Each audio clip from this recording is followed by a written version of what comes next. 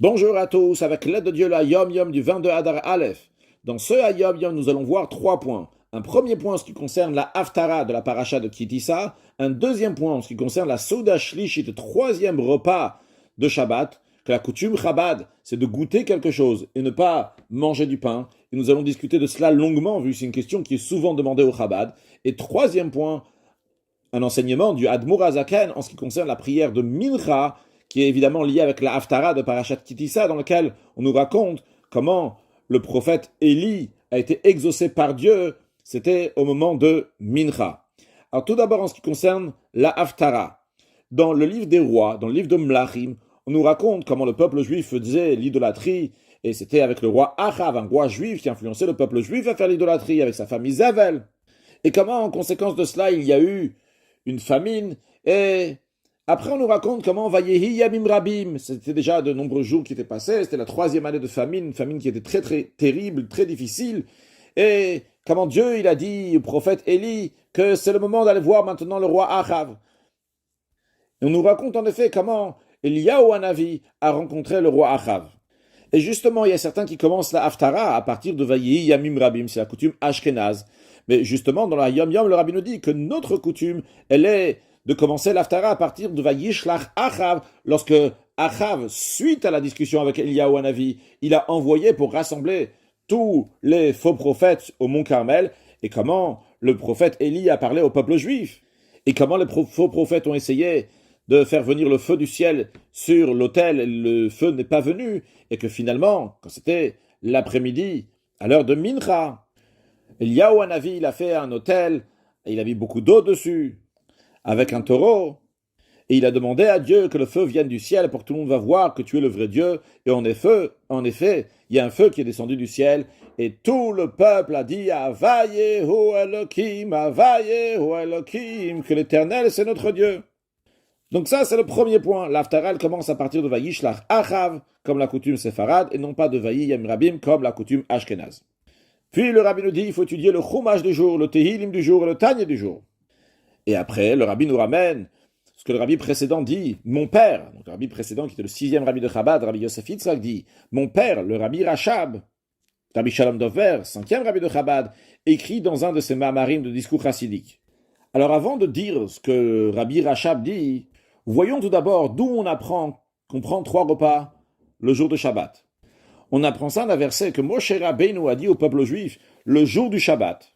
Le premier Shabbat, après que le peuple juif a reçu la manne, le pain céleste qu'ils ont reçu pendant 40 ans dans le désert, mais le premier Shabbat, ils n'ont pas vu de manne tomber du ciel.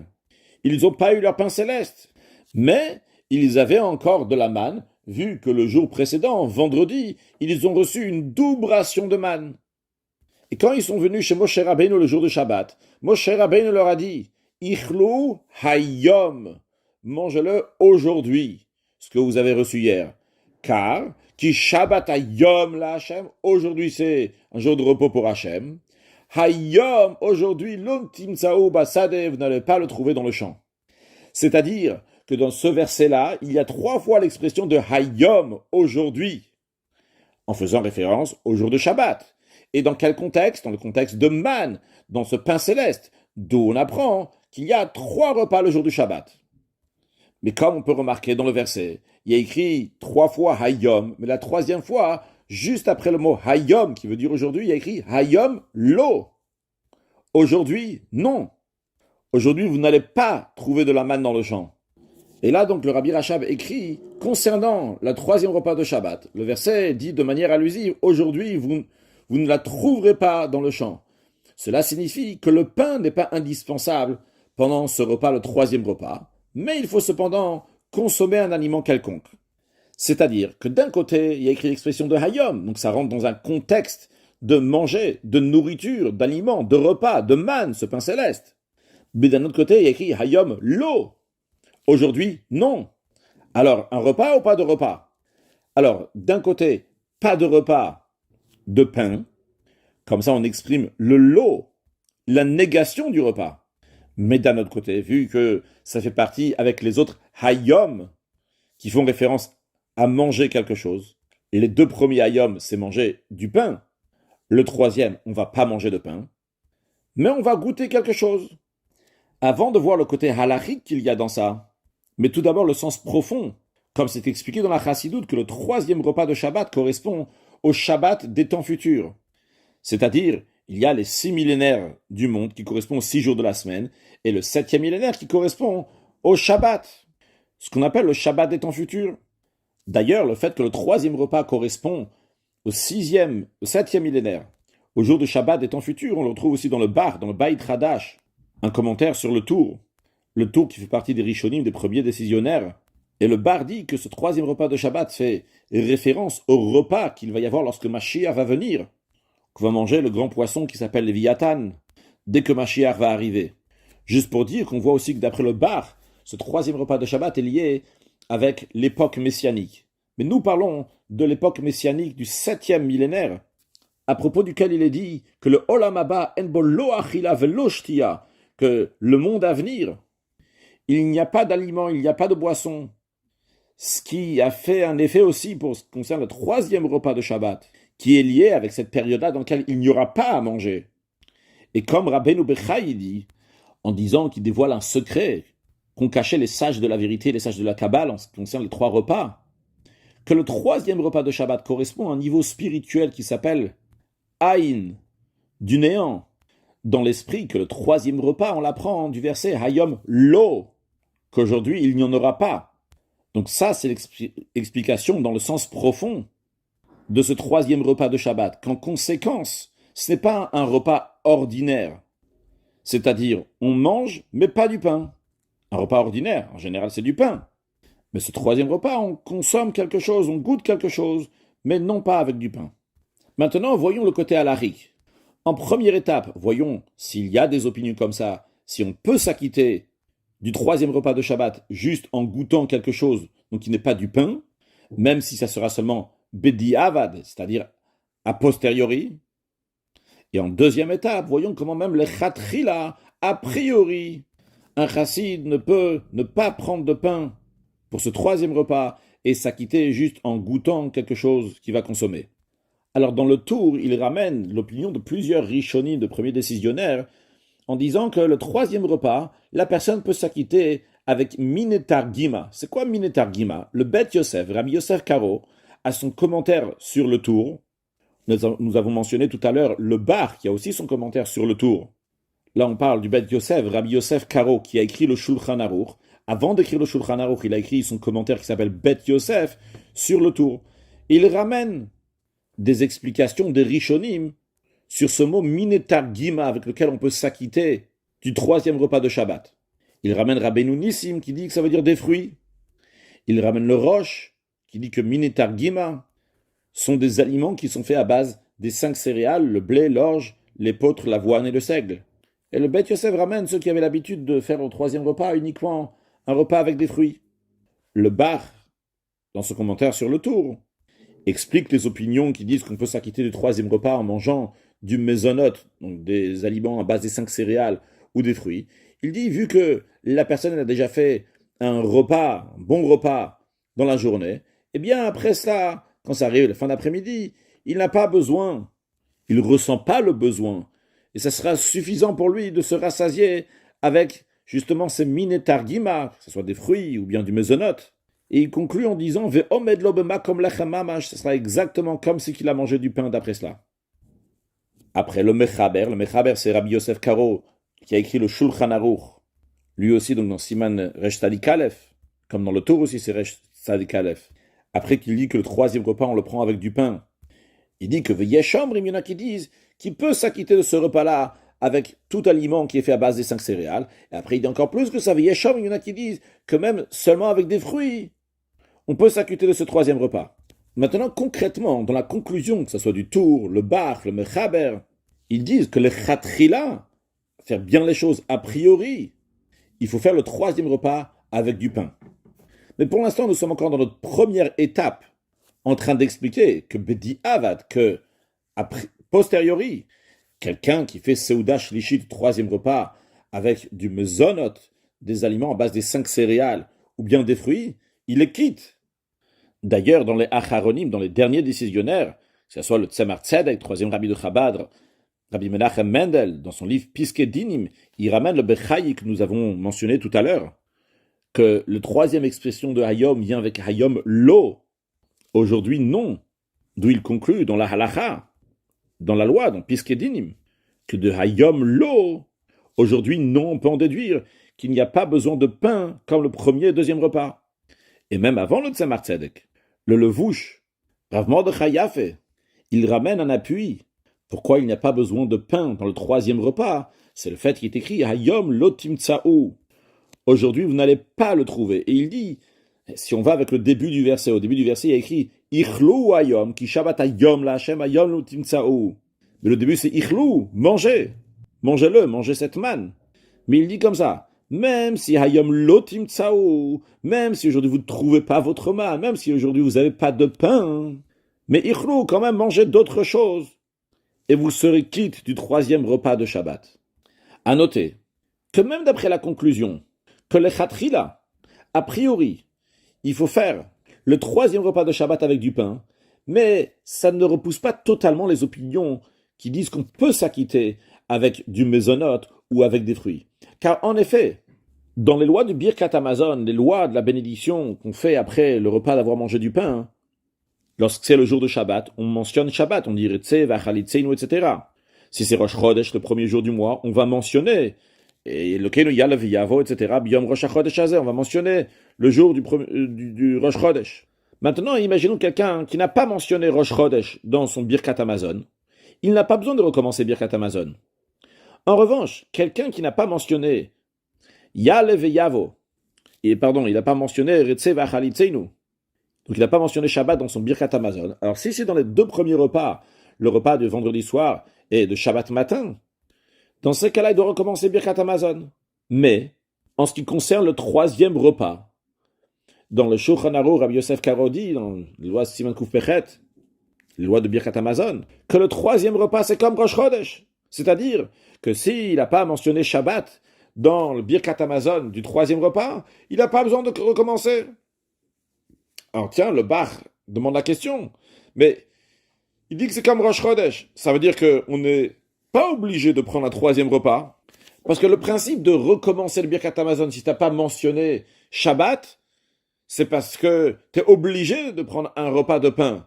Et donc vu que tu es Shabbat obligé à prendre un repas de pain, si tu n'as pas mentionné Shabbat dans la Birkat Hamazon, tu dois recommencer. Rosh Chodesh, tu n'as pas une obligation de prendre un repas de pain. Tu n'as pas mentionné Rosh Chodesh, tu ne recommences pas. Maintenant, si on dit qu'au troisième repas de Shabbat, si tu as oublié de mentionner Shabbat, tu ne recommences pas, c'est une preuve que tu n'es pas obligé de prendre du pain. Alors pourquoi dans Simresh Tadik Aleph, le Rabbi Yosef Karo, il dit que l'essentiel, c'est comme la première opinion qui dit qu'il faut manger du pain?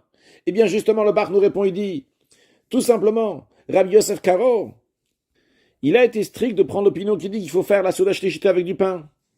Mais on ne peut pas être strict aussi de lui dire, t'as pas mentionné Shabbat dans ton Birkat Hamazon du troisième repas, tu vas recommencer. Parce que s'il va recommencer Birkat Hamazon, parce qu'il n'a pas mentionné Shabbat, et qu'en vérité, ce troisième repas ne serait pas obligé de faire avec le pain, eh bien dans ces cas-là, il mentionne le nom de Dieu en vain. Donc qu'est-ce qu'on voit de là? Que même d'après la conclusion, qu'on va prendre du pain au troisième repas, c'est parce qu'on veut être strict. D'ailleurs, comme le Taz, dans le même esprit que le Bach, il dit, parce que peut-être ce troisième repas n'est pas obligé d'être fait avec du pain. Ce que je veux dire par là, c'est que le Mechaber Rabbi Yosef Karo ne repousse pas les autres opinions totalement.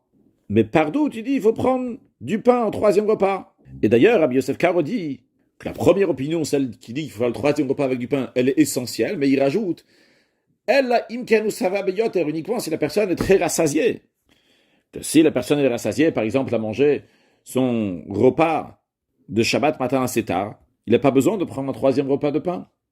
Et à noter, encore quelque chose d'incroyable, le Beth Yosef Rabbi Yosef Karo, il avait un Maguid qui se dévoilait à lui et lui enseignait des choses. Et ces choses-là ont été écrites après dans Maguid Mesharim. Et là-bas, Rabbi Yosef Karo, il dit que le Maguid lui a dit que le troisième repas de Shabbat correspond à un niveau spirituel très très haut, à l'attribut de Tiferet. L'attribut de Tiferet va jusqu'au niveau de Keter. Et il ramène là-bas le mot de Ataman de Tachila Oshtia, que dans ce niveau-là, il n'y a pas d'aliment, il n'y a pas de boisson. Et c'est pour ça, prendre juste un kazaït, le volume d'une olive, 27 cm3, d'un tafshil, d'un aliment qui est cuit. Donc je donne l'exemple, par exemple, un mésonote. De tout ça, on voit déjà comment il y a une source pour ceux qui ne prennent pas un repas de pain, troisième repas de Shabbat, mais goûtent uniquement quelque chose. Mais pour l'instant, on ne voit pas encore ça. L'echatrila, a priori, seulement a posteriori, ça passe. Maintenant, allons un peu plus loin. Est-ce qu'un chassid, l'echatrila, a priori, peut ne pas faire le troisième repas de Shabbat avec du pain, mais juste en consommant, en goûtant quelque chose? Surtout, la question se renforce si on regarde le Shulchan Aruch du Admour Hazaken, qui ramène les trois opinions. La première qui dit qu'il faut faire un repas de pain, la deuxième qui dit avec du mésonote, la troisième avec de la viande et du poisson, et même une quatrième opinion, pas seulement comme j'ai dit trois opinions, mais une quatrième opinion qui dit seulement avec des fruits. Et pas seulement comme la troisième, avec du poisson, de la viande, des choses qui viennent en général avec du pain. Que d'ailleurs, ce que nous avons mentionné aussi tout à l'heure en ce qui concerne ce que le Magid Meshari m'a dit au Bet Yosef, qui vous prend un kazait mitafshila de quelque chose qui est mevouchal, ça peut être aussi traduit donc par du poisson et de la viande. J'ai juste dit, je donne l'exemple de mésonote. Mais ce qui nous intéresse pour les chassidim, la grosse question, a priori, le Admour Hazaken dit, il ne faut pas compter sur ça du tout. C'est-à-dire, il ne faut pas compter sur ces opinions qui disent, prends un mésonote, prends du poisson, de la viande, prends un fruit, tu vas t'acquitter du troisième repas. L'Admour Hazaken dit uniquement si c'est impossible autrement, que la personne elle est extrêmement rassasiée, et il ne peut pas manger de pain sans souffrir, blocher tsaretatzmo. Que dans ce cas-là uniquement, il ne va pas prendre un troisième repas de pain, il va s'acquitter avec quelque chose d'autre. Et évidemment, c'est sûr que l'explication chassidique de la profondeur de la Torah correspond avec la halakha dans le Shulchan Aruch. Alors comment ça se fait qu'un chassid ne prend pas de pain au troisième repas de Shabbat? Eh bien la réponse est la suivante. En ce qui concerne le repas de Shabbat, l'Admour Hazaken dans le Shulchan Aruch, que ces repas-là, Eina ella bishvil onek, c'est uniquement pour le plaisir. Les trois repas, ce n'est pas le fait de manger. Le sacrifice de Pessah, tu dois le manger. Ici, c'est pas question de manger. Ici, c'est le plaisir que tu vas avoir. Donc, si quelqu'un, il souffre de manger du pain, s'il va se forcer à manger du pain, ça va être le contraire de toute l'intention du repas de Shabbat. Maintenant, voyons en ce qui nous concerne. Lorsque quelqu'un a la Emunah Shlema, il est tout à fait conscient qu'au troisième repas de Shabbat, qu'on appelle Rav de Ravin, la volonté des volontés, c'est un niveau très très haut. Le Hayom Lo, le niveau de Haïn qui se dévoile à ce moment-là. Et c'est un moment qui ressemble au jour de Kippour, qui est appelé Shabbat Shabbaton, le Shabbat des Shabbat. C'est un moment qui est comme le Shabbat des temps futurs, dans lequel il n'y a pas d'aliment, il n'y a pas de boisson. Et pour lui, qui est conscient de cela, ça le fait souffrir de manger du pain à ce moment-là. Une telle personne n'a pas d'obligation de manger du pain au troisième repas, et au contraire, chez lui, al-pi alacha, vu que ça le fait souffrir de manger du pain à ce moment-là, il ne doit pas prendre un repas de pain, juste s'acquitter en goûtant quelque chose. Et c'est la raison pour laquelle que chez les rabbis de Chabad, il s'acquittait seulement de goûter quelque chose. Parce qu'il ressentait ce dévoilement divin qu'il y avait au moment du troisième repas de Shabbat. Maintenant, ce qui concerne des chassidim comme nous, qu'on ne ressent pas ce grand dévoilement divin qu'il y a au moment du troisième repas de Shabbat. Pourquoi on ne mange pas du pain au troisième repas de Shabbat? La raison, elle est parce qu'on est mekouchar, on est rattaché au rabbi. On étudie ses enseignements et pour les passer au concret. Et on suit leur voie, leur chemin. Donc, de la même manière que le rabbi lui-même est tout à fait exempté de manger du pain parce qu'il ressent ce haut niveau-là du troisième repas de Shabbat, la même manière le chassid y fait aussi. Donc, un chassid, l'echatrila, a priori, ne prend pas de pain au troisième repas de Shabbat, vu qu'il se comporte comme son rabbi. Continuons sur le texte du Hayom Yom, les mots du Rabbi Rachab, qui ramène ce que Rabbi Yossé dit dans la Gemara, que ma part soit parmi ceux qui prennent 3 repas pendant le Shabbat. Où est la preuve ici pour ce que le Rabbi Rachab a dit avant? Qu'on ne mange pas un troisième repas, mais juste on goûte quelque chose. C'est-à-dire qu'on ne prend pas un repas de pain, mais on mange quelque chose. Aussi comprendre qu'est-ce que Rabbi Yossé veut dire ici, que ma part soit de ceux qui prennent 3 repas pendant Shabbat. Où il est son chidouche, où il est sa particularité dans ce qu'il est en train de dire. Tout le monde prend 3 repas pendant Shabbat. L'explication est la suivante. Le Rabbi Rachab ici vient répondre pourquoi dans ces cas-là on mange quelque chose. On n'aurait dû rien manger dans ces cas-là, le troisième repas. Mais non, on mange quand même quelque chose. Pourquoi? En effet, ce troisième repas a fait référence à l'époque messianique, au 7e millénaire, dans lequel on ne va pas manger, on ne va pas boire. Mais, vrai, il n'y aura pas de nourriture, il n'y aura pas de boisson. Mais le corps va être rattaché à l'âme va être rattachée au corps. Et on va voir la qualité du corps. Encore plus, dans la Chassidoute, c'est expliqué que de nos jours, lorsque l'âme quitte le corps, elle va recevoir son salaire dans le Gan Eden, dans le paradis. Mais lorsque Mashiach va venir, et lors du 7e millénaire, c'est le corps qui va recevoir son salaire. Le grand dévoilement divin qui va s'exprimer à travers le corps, à travers la matière de ce monde. Et c'est la raison pour laquelle il faut goûter quelque chose, il faut consommer quelque chose à ce 3e repas, pour que le corps va ressentir un plaisir. C'est-à-dire, d'un côté, ne pas manger un repas de pain, parce que dans le temps à venir, dans le Olam Haba, il n'y aura pas de nourriture. Mais pour souligner le fait que le corps va avoir une importance, et que le corps va recevoir son salaire, on mange quelque chose, on goûte quelque chose, on consomme, pour que le corps va avoir un plaisir. Nous comprenons pourquoi le Rabbi Rachab nous parle qu'il faut manger quelque chose au 3e repas. Maintenant, en quoi ça s'exprime par les paroles de Rabbi Yossé? Eh bien, le sens profond, pas le sens littéral, mais le sens profond des paroles de Rabbi Yossé en disant que j'ai part dans ceux qui mangent 3 repas pendant Shabbat, qui puissent manger dans ce 3e repas, manger dans le sens de goûter quelque chose dans ce 3e repas. Et ce qu'il se souhaite, c'est qu'à travers cela, il va ressentir la qualité, la particularité qu'il va y avoir dans les temps futurs, la qualité du corps. Donc ça, c'était pour la 2e partie du Hayom Yom d'aujourd'hui, donc il nous parle du 3e repas de Shabbat. La 3e partie du Hayom Yom d'aujourd'hui, les paroles du Admour HaZaken en ce qui concerne la particularité de la prière de Mincha de l'après-midi sont d'une lettre du rabbi précédent dans lequel il raconte comment il y avait un chassid, Rabbi Yitzhak Shaul, qui était à la base donc un chassid du Admour HaZaken, le premier rabbi de Chabad, et qu'avant cela, il était chez le Maggid de Mezritch, et avant cela, donc chez le Baal Shem Tov, et que maintenant ce chassid, Rabbi Yitzhak Shaul, était âgé, et c'était juste avant Chavdal et Tevet, le 24e jour du mois de Tevet, qui est le jour de Hiloula du Admour HaZaken, Rabbi Shneur Zalman, fondateur de la Chassidut Chabad.